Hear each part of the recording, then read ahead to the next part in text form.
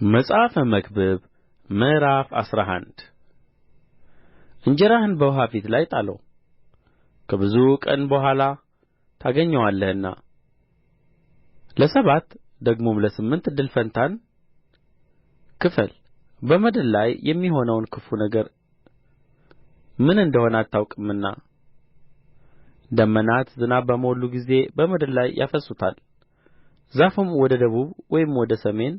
ቢወድቅ ዛፉ በወደቀበት ስፍራ በዚያ ይኖራል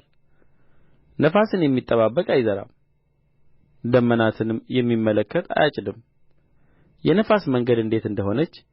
አጥንትም በእርጉዝ ሆድ እንዴት እንድትዋደድ እንደማታውቅ እንዲሁም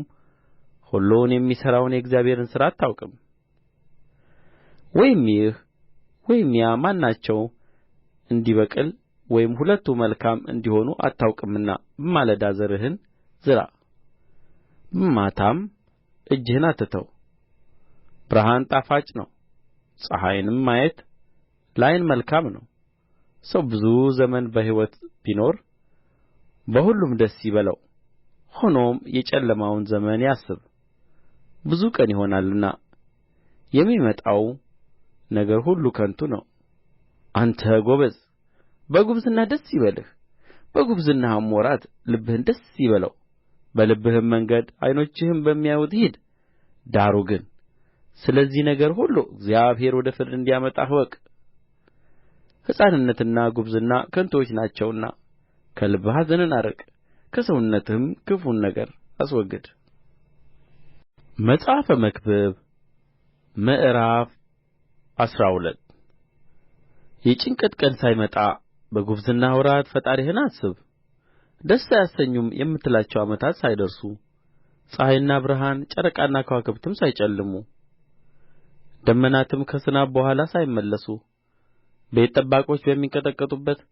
ኃያላን ሰዎችም በሚጐብጡበት ጥቂቶች ሆነዋልና ፈጭታዎች ሥራ በሚፈቱበት በመስኮትም ሆነው የሚመለከቱ በሚጨልሙበት በአደባባይም ደጆች በሚዘጉበት ቀን የወፍጮ ድምፅ ሲላሽ ከወፍ ድምፅ የተነሣ ሰው ሲነሣ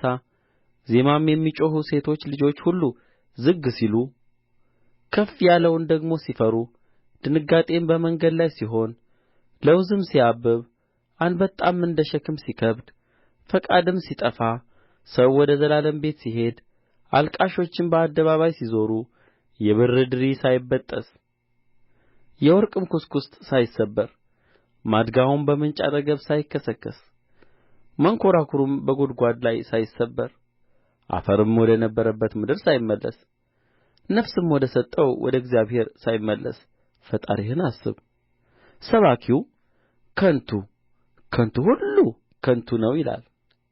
ሰባኪውም ጠቢብ ስለ ሆነ ለሕዝቡ እውቀትን አስተማረ እርሱም ብዙ ምሳሌዎችን መረመረና ፈላለገ አስማማም ሰባኪው ያማረውን በቅንም የተጻፈውን እውነተኛውን ቃል መርምሮ ለማግኘት ፈለገ የጠቢባን ቃል እንደ በሬ መውጊያ ነው የተሰበሰቡትም ከአንድ እረኛ የተሰጡት ቃላት እንደ ተቸነከሩ ችንካሮች ናቸው ከዚህም ሁሉ በላይ ልጄ ሆይ ተግሣጽን ስማ ብዙ መጻሕፍትን ማድረግ ፍጻሜ የለውም እጅግም ምርምር ሰውነትን ያደክማል የነገሩን ሁሉ ፍጻሜ እንስማ ይህ የሰው ሁለንተናው ነውና እግዚአብሔርን ፍራ ትእዛዙንም ጠብቅ እግዚአብሔር ሥራን ሁሉ የተሰወረውንም ነገር ሁሉ መልካምም ቢሆን ክፉም ቢሆን ወደ ፍርድ ያመጣዋልና